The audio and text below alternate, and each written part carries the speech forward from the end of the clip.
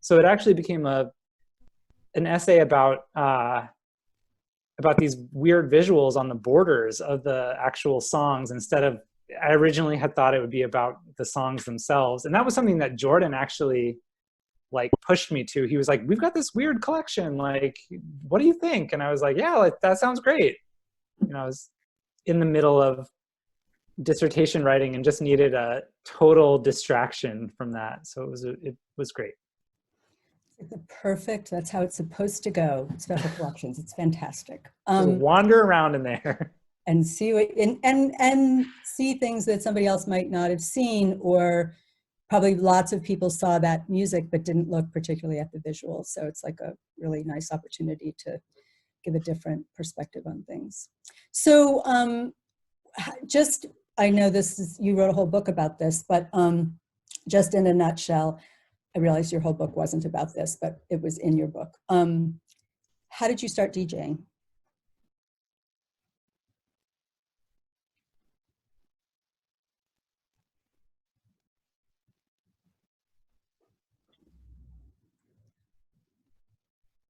We might be having a delay.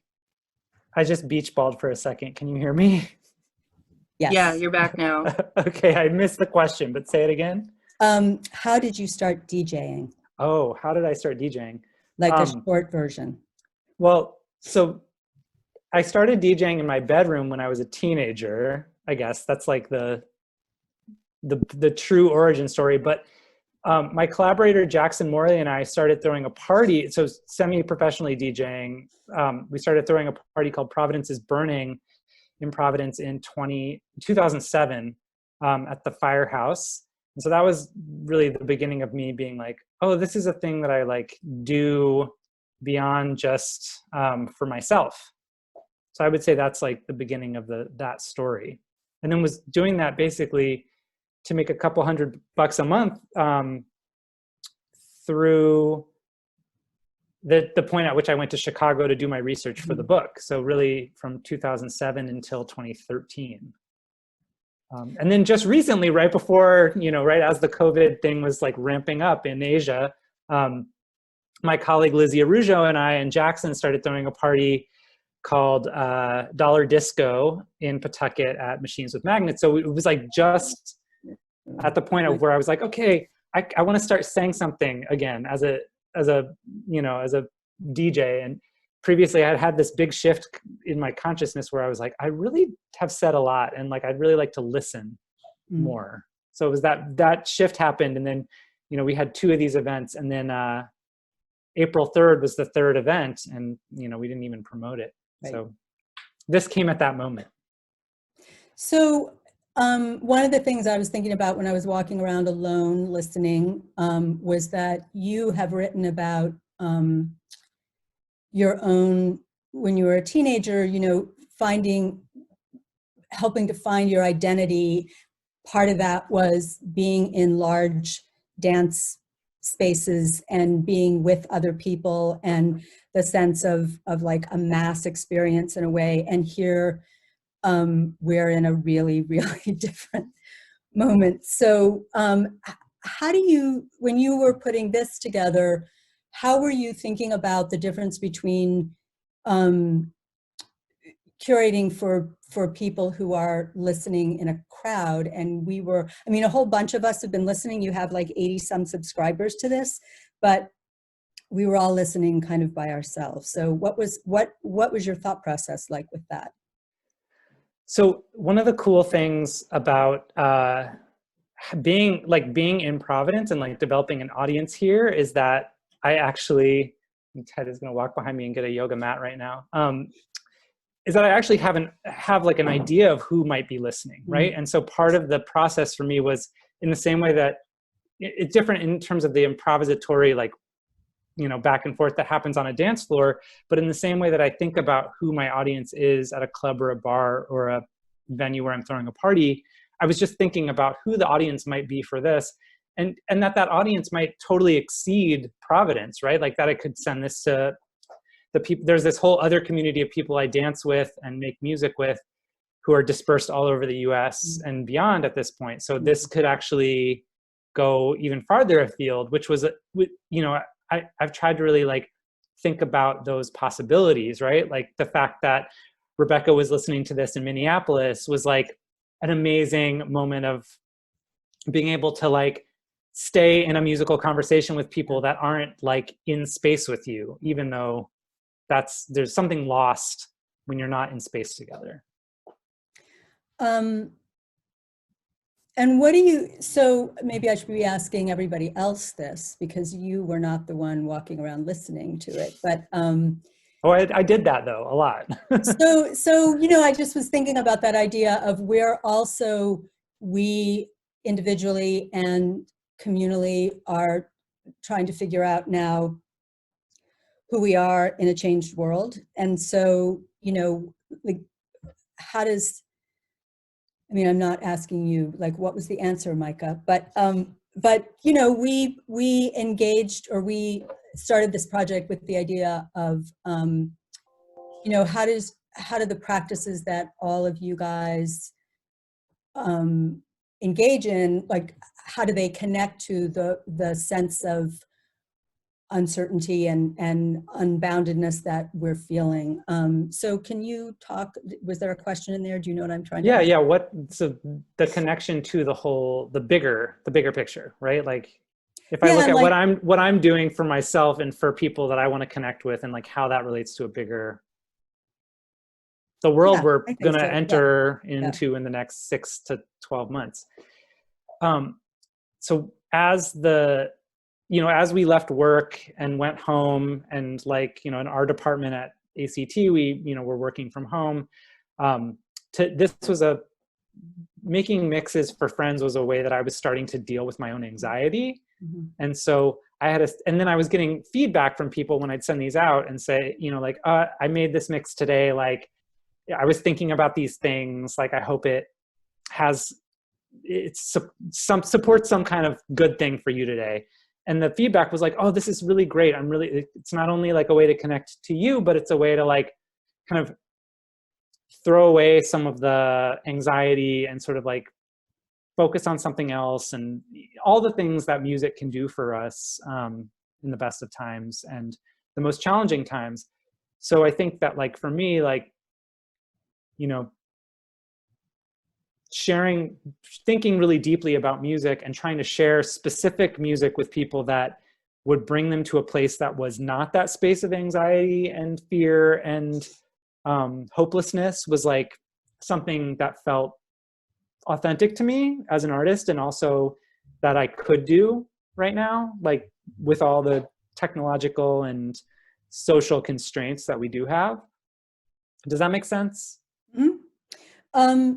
How do you think about, well, first, have you ever curated something durationally across days like this before?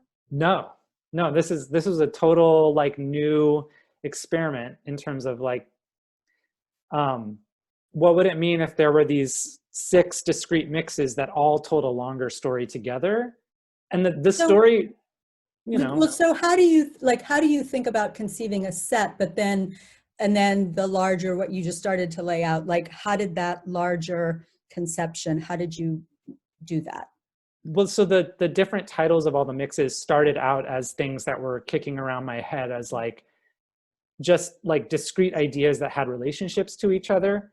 But the overarching idea was always holding the portal open. And the sort of visual for that is like, if you've seen the Doctor Strange movie or like the Avengers movies where like the wizards are like holding these like literal portals open, and they're like spinning gold like discs, and people are like on one side or the other, right? And like this idea that I think artists have this responsibility right now to be the ones to make sure that the most of us that want to be in this new world that's going to be born can come through to that world, right? Can like have access to it in whatever ways they need to have access to it, but can also like, it's legible to them. It's, you know, leading with something that's not fearful, but that's hopeful. Mm-hmm.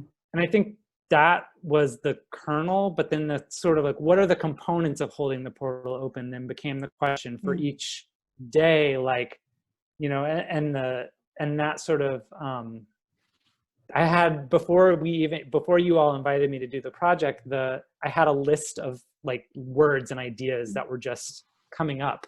And so some of these concepts were things that were in that list. So like the tesseract, right? As this like, this object that's out of time, but also like in a time that's beyond what we can humanly perceive. Well, it was really, it was funny because I was often walking by your house when I was listening to it. There was something so Providence about that. And it's also, for me, it's really, really interplayed with both of the other artists who have started their projects that are ongoing, Becky's, and then also incredibly with Laura's prompts for going like at night and waking up in the morning. It's been like so much bigger and more powerful and fast than I would have. I mean, obviously I was excited about this project, but it's really shifted my, like what is in my head all the time after this first week is so different than what had been in my head prior. It's so, thank you. And thank you for letting me ask you a few questions, and I'm gonna just open it up now. So I don't know, how would you like to, do you want people to just ask questions? Do you want people to? Sure. Okay. Yeah. Or if they have things that resonated for them, or, you know, whatever comments. So I'm going to unmute everybody's mic. You also have the option of, if you're not like a shout out, whatever you're thinking kind of person, in the participants window, if you click on that, there's like a raise hand option, or there should be, or like depends on which options you have, but you can like do the clapping emoji or the thumbs up or something, and that way we'll know that you would also like to speak, or you can put it in the chat. Do what you feel. All right. Unmuting if you would like to be unmuted. I'm a seeker. I guess I'm so interested in Melvin and Stephanie, and we can so easily, and I think we already have, gotten distracted ourselves or turned into a question and answer session to Michael or through each other. That I really want to like zoom it back to you guys. We're talking about these 5 things you really want to do. I think Adam is on another call. Classic Adam. Intense. I'm just not getting the thread. All right. Mute that person. Done. Any other Adam is questions or 50% thoughts? here at best. Yeah. Oh, okay. That was perfect. I'll say, Micah, I just want to say thank you, because honestly, those recordings, I look forward to them every day. I'm sort of devastated I won't get new ones in my inbox. There are several that I listen to repeatedly, and I partly love, one of the things I wanted to get your thoughts on was utilizing SoundCloud. And because obviously I could tell from your account you'd been posting on there for, you know, quite a while. But I hadn't really played around with it I've listened to things on it, but it was the first time I've actually made comments on any tracks. And I really appreciated being able to see what portions of your mixes that other people were responding to. And I wondered if you could kind of talk about that as a platform a little bit. Yeah, that's a great question. We were kind of in the green room before this conversation. We were talking about SoundCloud and sort of whether or not it's like useful for people. And I was saying that like I've often been a lurker on other DJs like SoundClouds. I don't make a lot of comments when people are, you know, putting stuff out there, but that some DJs, like really famous DJs, will just have like thousands and thousands of comments of like, and it's really banal. It's like sort of like, whoa, like, you know, it's not like deep thoughts or anything, but that I really liked that, unlike in, you know, in a club, the same way that you can register your appreciation of a particular moment with your body and your face and all like these different kind of elements, like you can sort of do that on SoundCloud. Like, and I think that the project overall, like for me, it was like, okay, like we're not going to be in the club together. That's like not the point. So what other things can we do to register kind of a connection or to like be in conversation? And so that was just one way that one can do that. But, you know, I subscribed to SoundCloud just because I wanted to have a place online that I could archive stuff. And it's not cheap, right? Like SoundCloud is like over $100 to have a like membership to a year. So, I mean, you can have a free account, but like if you're putting content up there, so I'm glad to get to use it and to interact with people on. Yeah, and there will be more. I mean, this is like one moment, right? Like, but there's a lot of other stuff to say. There's a future. We have a future. We have a future together.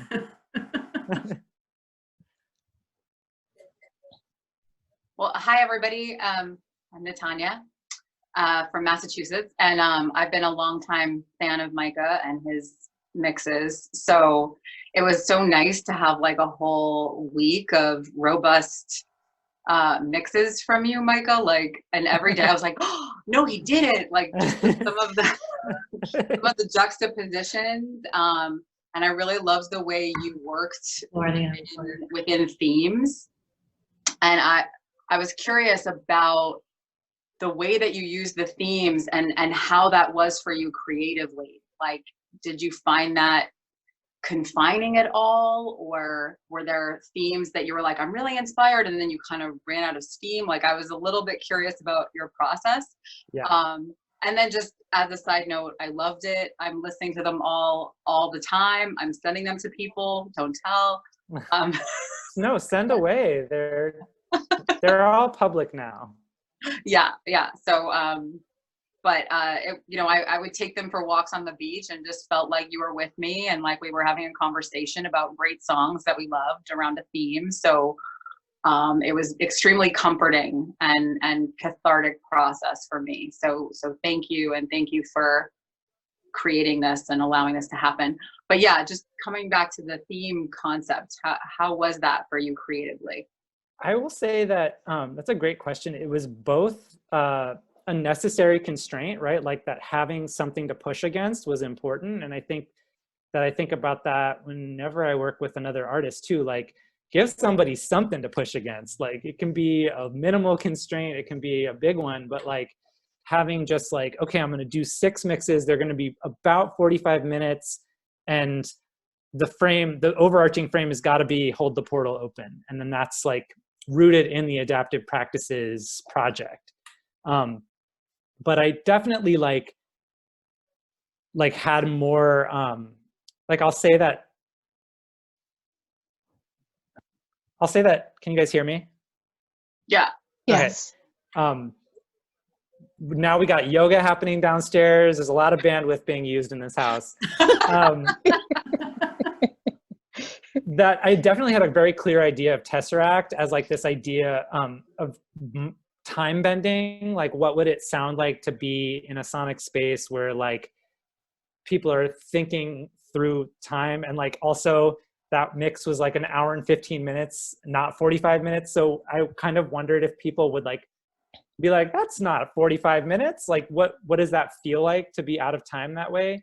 Mm-hmm. And then New Rituals, the second mix, in my mind from the very beginning was going to be like the arc of a day. There was going to be this story starting with sunrise and ending at night. And then in my mind, I always say madrugada, like it's this great Spanish word that means like the butt crack of the early morning, like after midnight, but before dawn.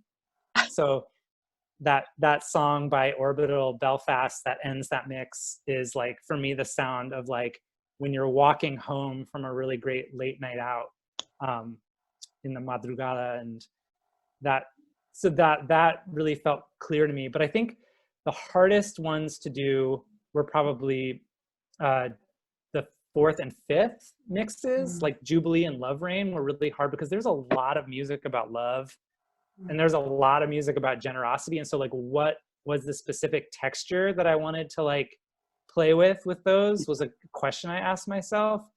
And, you know, like, it's pretty clear if you listen to what I'm doing, if you've ever listened to what I'm doing as an artist, that I'm interested in dance music. I love dancing, and that's like so I knew I wasn't going to play like any Cole Porter or anything, you know, that wasn't the point. That's true. But no, literally, I was telling Christina that I'll read it to you guys because she's not here to be embarrassed. But my mom has been engaging with this process, and oh, now I'm not going to be able to find it in my text messages. But she had this whole thing of like, well, that's not what I think about that boom, boom, boom when I think about love. But, you know, I see what you're trying to do. I was like, well, you know, I'm not talking about romantic love necessarily. I'm thinking about like, what does the kind of, in a starting with like a Greek idea of like agape and like moving all the way up to today to like a Black radical tradition where Cornel West and bell hooks are thinking about this expansive love ethic. Like what would it sound like if love was this thing that bound people together across all these different boundaries, and like what would that call to action sound like? So we didn't get into that, my mom and I, but that was like for me really hard to convey musically. Mm-hmm. So does that answer your question of just sort of like how intentional it was, or how difficult it was? I knew it was intentional. I was really curious about your process and how it felt for you, because I know themes can be really exciting, but then they can also feel confining sometimes. Yeah. And I big shout out to Love Thy Will Be Done. I mean, I never thought I'd hear that song again. Yeah, Martika. Yeah, there was also this fun exercise of not replaying different artists, like, because I could have played the Ohio Players like 6 times in this series, but like, because they have just really great lyrics, and they're really evocative. So trying to find ways to bring in all these different artists I like, and that's always the DJ's challenge, is sharing, right, new and old artists that you're into, and trying to find that space musically with other people where you connect. But the challenge becomes magnified when you don't have that immediate reciprocity of like, oh, that person is moving to this right now, that means give them more, you know. It's like so that, but the great thing was people were texting and they were saying, you know, in many different media, I was getting responses, and the duration of those responses was stretched across this long period of time. So like the euphoria of like being out with people for 3 to 6 hours in one night was then just sort of like diffused across this whole week, which was really nice. I don't have a question, but I just want to talk a little bit about what happened, and I hope that's okay. But I'm owning that I don't have a question. I've been a little homesick through this, and this whole process made me like really homesick. And I was also realizing that I was, you know, so I live in Minneapolis, and I am working from home, but like my job at a theater doesn't look like anything it normally looks like, right? So I've been having a hard time like structuring my time. And then I signed up to do this project because I was like, I'm really good at a schedule, and now I'm going to force myself to take a walk every day, which I know will be better for me. And I'll just have music with me, you know? And I have to say that first day, it just rewired my brain in all the ways that I needed. And I became like a proselytizer, and like, not just for this project, but for like music. Yeah. But it's like so dumb, because I think that like other people probably already knew that, but I was like, no, you don't understand. Like, take a walk, and you should listen to something and like have an experience. But so it's funny to think about that first one being about time, because I actually was like squeezing it in between one Zoom meeting and another Zoom meeting. And I knew I was going to go 4 minutes into my next Zoom meeting, and I was like a little stressed about it, but I was like, just keep going, something will happen. And by the time I got home, that Robin song came on, and I danced so hard with my headphones on in my apartment. Like, I have not danced that hard in a long time. and it felt amazing. And then I was like, I'm unstoppable right now. And while I was like, I have to get to this other meeting, how am I going to make an excuse? Like the marketing department needed a fast email from me. And I was like, Beyonce's going to take me home. And I can text my boss and be like, I'm late to this meeting. But it was like, it ended at exactly the right moment that I sent the email and was 4 minutes late to my next meeting. So yeah, I have so many feelings about this project, and I just am really grateful to you for making it and to the library for like putting this all together. That means a lot to hear from you, Rebecca, because I feel like I learned so much going on like experiencing some of your projects. And like, you know, sometimes it's like to get that gift of being able to give something back to someone who's really given you a lot. It's really wonderful. Yeah, no, and it all started for me with walks. Like I take a walk in the middle of the day most days when it's possible. Today was a little gloomy, so I ended up not doing that today. But and having a thing to listen to along those walks was like a goal, right? Like, so creating things that, and I would preview the songs together in a particular order and then walk with them and see how that felt, and if it got me out of my head or if it like put me in a better state of mind. And then that was the kind of research that went into then making the mix, which was, you know, I went to my DJ setup, which you can like sort of see behind me right there, and just played like them through the songs and improvised a little bit and tried to like make them make sense together in order. So there was an element of improvising, but it was, I had thought really hard about what's the programming, like what song when, what's the transition going to be like, because you know, dance music can be very like, you just go from 120 beat per minute song all the way through to the last. But this was like, I wanted to play things that were 136 beats per minute or 90 beats per minute, or, you know, how do you make that all line up? And sometimes you just have to throw something on and see what happens. But yeah, I'm glad that people picked up what I was putting down and like, it felt like something, because it felt like a lot to me. Micah, can you tell us more about the transitions? Yeah. So a lot of times people that write about DJs and their work talk about the third record, which is the sound of the things between the things, right? So there's the two things you're mixing together, and then there's what the new thing you make, that's the thing between them that has in many cases never been heard before, right?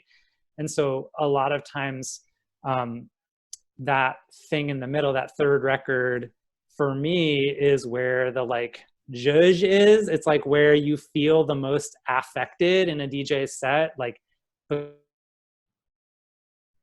because you either know what's coming next or that mystery is something that's really evocative. And so trying to like lean into that for people and to try to create those moments where like you didn't know Robin was coming, but like she sure as hell was like screaming hey in the background for a minute before, you know, the song fully entered the frame. Those to me are like the moments that DJs really give us that prove their worth. And so to be able to give a couple of those moments, and I think there are like a couple moments in this series of 6 where I'm like, that shit's a good mix. Like that's in tune, that like drop happened at the right spot, you know? And that's like the pleasure. That's like when, you know, I played French horn classically for 12 years. And that's the moment when you're like in the orchestra and like all the fucking symphony is playing in the perfect tune. And, you know, it's like that moment, but, you know, but you're playing Robin and some other track or whatever. That was definitely palpable in the mix too. Like you could, it wasn't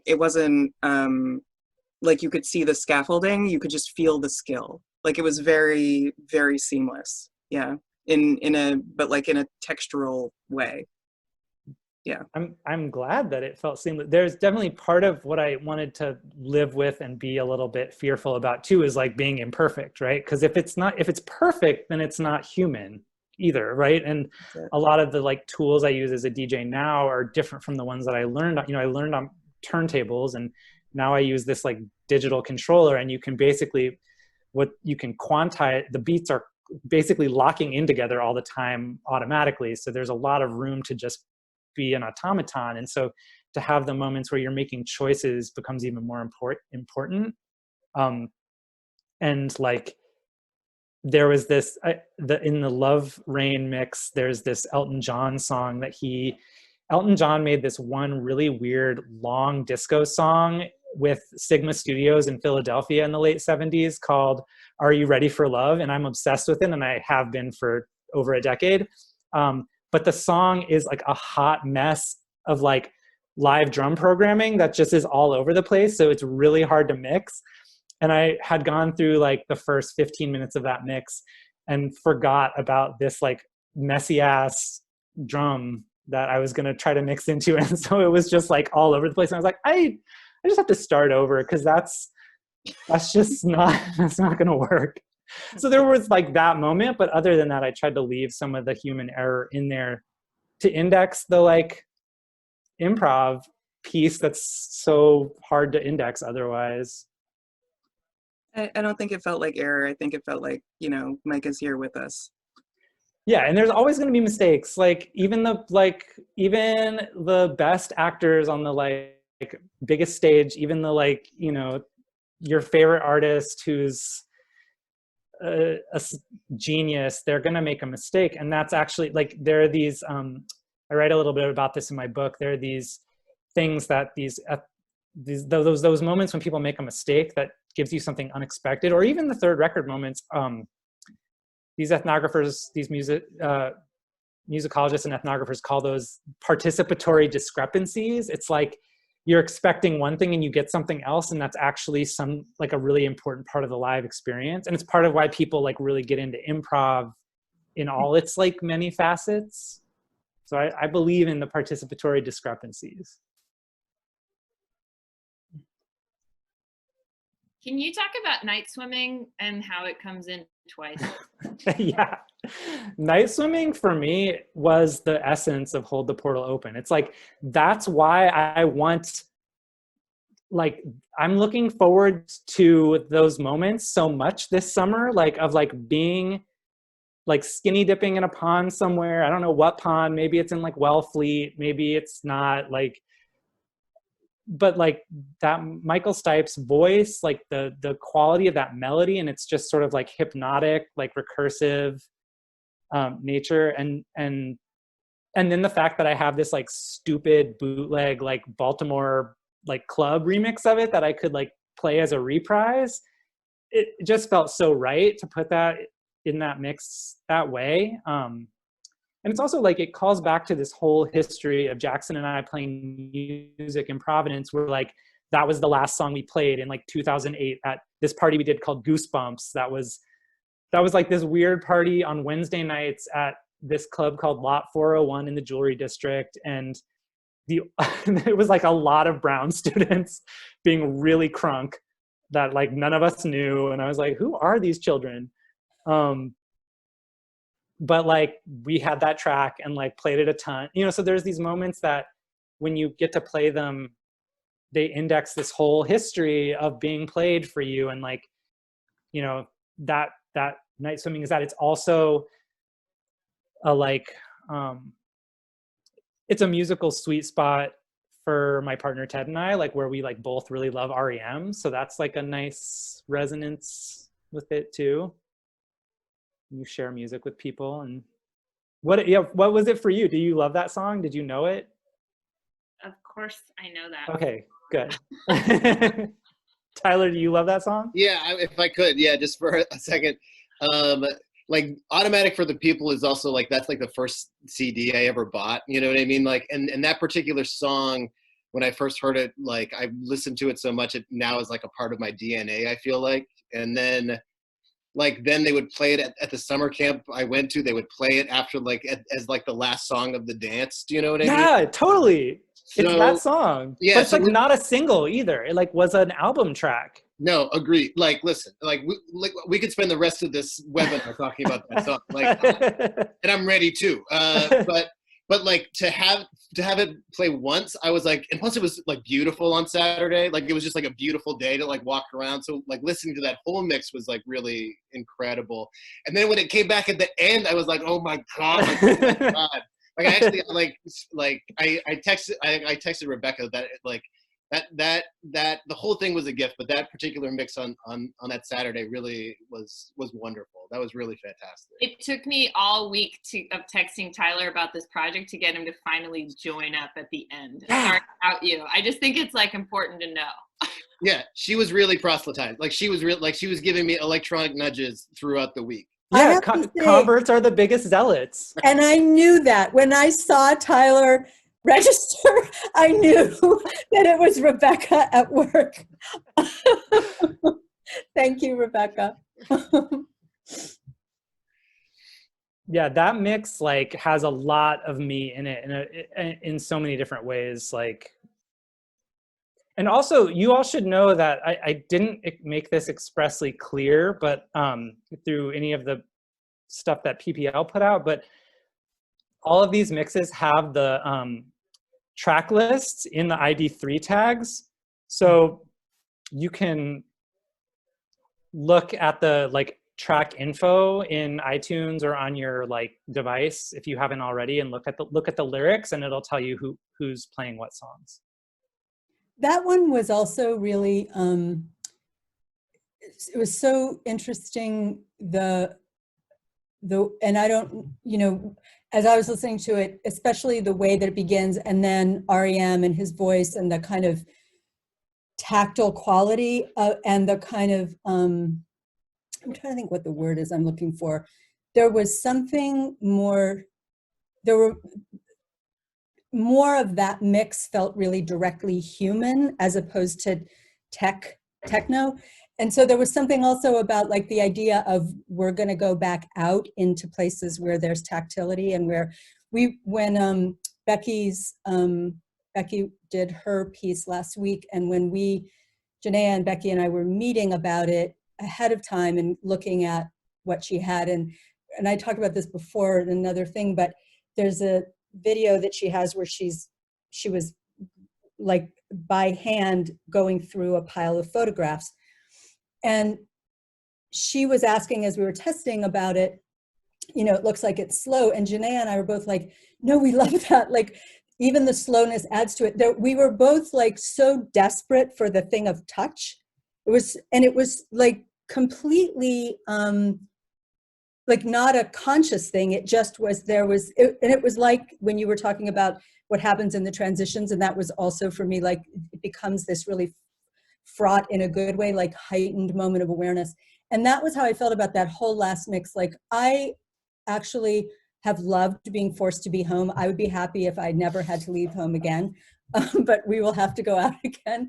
And there was something about that music, if I had heard it 2 months ago, would have been, lovely and whatever, but I felt like the rawness of it and the edges of it in a way that was so different than the others. And it felt really like we're at the door of something, and we don't know what happens next. We're holding that giant portal open with our eldritch powers. Yeah, I think that last mix too, for me, like when I look back at the track list, like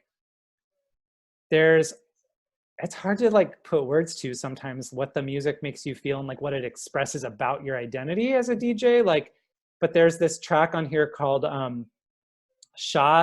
think it's like Shah Stilism, and it's by these two, like, I don't know, European producers, but for me, it feels hella like Eastern European, witchy, like some sort of like shtetl experience that I like really have never heard in other dance music. And that's the song that comes out of the first REM track. And to me, I was like, I have to put this in this last song, because that's a sort of expression of, if like I was a witch, this would be like me conjuring, like this song. And who's to say I'm not a witch? I mean, there's like an element of like witchery in all the work that's going into these artistic products, right? Like, and in every product, right? Like you're like creating a new world, you're like casting spells, you're like imagining something and then like willing it into the world with words or sound or some sort of visuals. Yeah, so there's like that last mix is really special to me, and it has so many moments. Yeah, it's funny talking about things that we've all listened, like it's like you all have shared this experience, and now we get to talk about it, because like so often talking about a DJ set is like nobody remembers, nobody like paid attention, like they're like, yeah, that was cool, like whatever.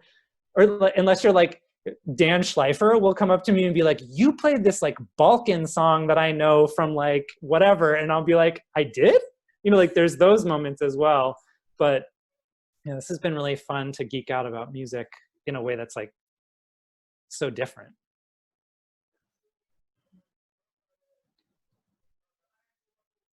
This isn't my project, but you knowing your love of history and of sound, Library of Congress has just opened up a new project. I'll post it in the chat, where they're putting up public domain audio and video materials specifically for a project called Citizen DJ.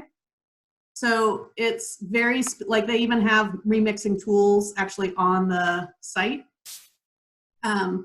And so I wanted to share that, because if you're creating more, then maybe there's additional content for you. Go Library of Congress. Right? I know. So I guess it's, they have a, quote, innovator in residence program. And the specific innovator this year is a DJ. And so wanted to recall the sort of 1980s and early 90s DJ with records. Cool. Yeah, so I've kind of played around with it a little bit, and there is a crazy amount of content. And apparently this is just like a beta version, so they should be adding huge amounts. But yeah, it seemed like a nice sort of balance for the things that interest you. Yeah, that looks great. I'm not gonna click through to the link right now because I might beach ball again, but I'm gonna hold on to it. As we're winding down, Micah, my ending-ish question is, what's next? What is the next mix? Yeah, good question. I mean, I think that I want to keep making mixes during this time when I'm working from home and have the luxury of like being in my studio and like being near all my music. So yeah, keep following on SoundCloud, and if people want to be in touch, to be like on my like email list, like I'm happy to email you when I'm putting stuff out. It's just my first and last name at Gmail. Yeah, I mean, I think that there's a real need to connect around all kinds of culture right now. And so if this is a piece that I can put in the world and connect with people, that feels really good. I'm really thankful for the opportunity. Yeah, no, thank you, Micah. It was really great. You know how like when you listen to a podcast, you're like, these podcast people are my friends now, but I just don't say anything. That's what it felt like, but more, like it felt deeper. Like it was really wonderful. Thank you. Cool. I'm really glad you liked it, Tyler. Thanks for taking a listen. Thank you all for coming to debrief it. That means the world. It's super fun to have a conversation about it. Thank you so much for the inspiration, and it just felt like getting like an old mixtape from like my bestie in middle school. Yeah, there's something. Wait, Christina sent me my mother's text, so I want to read it to you guys before we're done. Hello, honey. I just listened to your Love Rain. I really liked the horn playing jazz, but I am so old-fashioned. When I think of love as in music, it is Frank Sinatra, Judy Collins, French songs. You get the picture. They have narratives, I understand, and the music itself is romantic and pleasant. Those repetitive beats and what sound like clapping is difficult for me even thinking expansively. I'm sure your cohort feels very differently. Still love checking them all out. So good. So repetitive great. Beats, I just... You get the picture. You get the picture.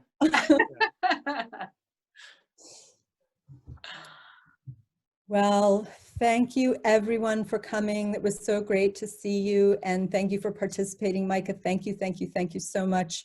last week was just a cornucopia of riches, and there's more coming. So please subscribe and sign up for other things in adaptive practices. The links are all in the chat. And if people want to continue to get stuff from you, can they just put it in the in our in the little thing that we send out, the follow-up? That would be another way. Yeah, whatever way that people want to be connected, it's super easy. Also, if people want to follow me on SoundCloud, that's an easy way to get the mixes as well. That requires signing up for yet another platform. I understand. That's not everyone's future, but I'm happy to just send out the links as well. The links will be on the website too. I mean, of the ones that you've made thus far, and then we'll have a link to Micah's SoundCloud as well. Great.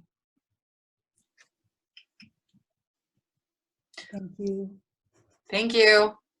Thank you, everybody. Have a great night. Have Thank a you so wonderful night. much. Bye. Bye. Bye. Bye. Great.